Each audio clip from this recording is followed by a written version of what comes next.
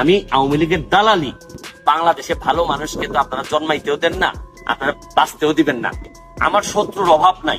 আপনারা যারা দেশের ভালো চান তারা ভুল বুঝে আমাকে ভুল বুঝেন না, তাহলে আমার কাজ করতে দেন, মনের দিক থেকে কষ্ট দিয়েন না। শুরু করিতেছি মহান আল্লাহর নামে, যিনি পরম করুণাময় এবং অত্যন্ত দয়ালু।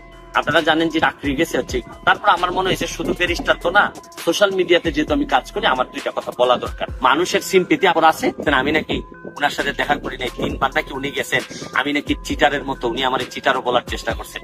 কিন্তু এইসব কাজ আমি করবো না, কারণ এত নিচে এই ধরনের লোকের বিরুদ্ধে আমি কখনো, আমি প্রতিবাদ করি হচ্ছে গিয়ে বড় বড় মানুষের বিরুদ্ধে যারা সমাজের ক্ষতি করে। শুনেন, সারা জীবন আপনাদের জন্য বিভিন্ন ভাবে প্রতিবাদ করে অনেক কিছু হারাইছি জীবনে।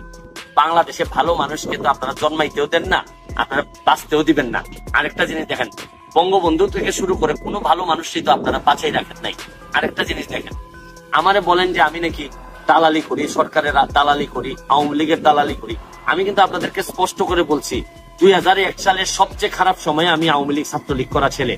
আপনি এটা নিশ্চিত ধরে রাখতে পারেন যে আমি আওয়ামী লীগের দালাল, জননেত্রী শেখ হাসিনা আমার নেতা, আর আমার আদর্শ হচ্ছে গিয়ে বঙ্গবন্ধু শেখ মুজিবুর রহমান।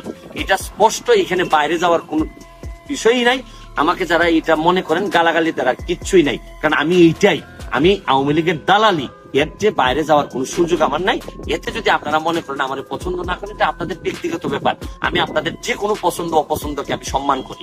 তবে আপনাদের প্রতি একটাই অনুরোধ, আমার জীবনে সারা জীবনটা আমি শুধু মানুষের কাছে দিয়ে দিছি, ফুটবল থেকে শুরু করে বিভিন্ন কাজে মানুষের জন্য দিয়ে দিছি। আমার শত্রুর অভাব নাই। আপনারা যারা দেশের ভালো চান তারা ভুল বুঝে আমাকে ভুল বুঝেন না। আমার শত্রু আরো বহু শত্রু আছে যারা আমাকে শেষ করে দিতে চায়। আপনারা এটার সাথে শরীক হওয়ার কোনো প্রয়োজন নাই, কারণ আপনারা যারা আমাকে বকা দিচ্ছেন তারা নিশ্চয়ই বাংলাদেশের ভালো চান। যদি বাংলাদেশের ভালো চান তাহলে আমার কাজ করতে দেন, মনের দিক থেকে কষ্ট দিয়েন না। কাজ করতে দিলে দেখবেন একদিন বাংলাদেশে আমি জবাবদিহিতার জায়গায় নিয়ে আসতে পারবো।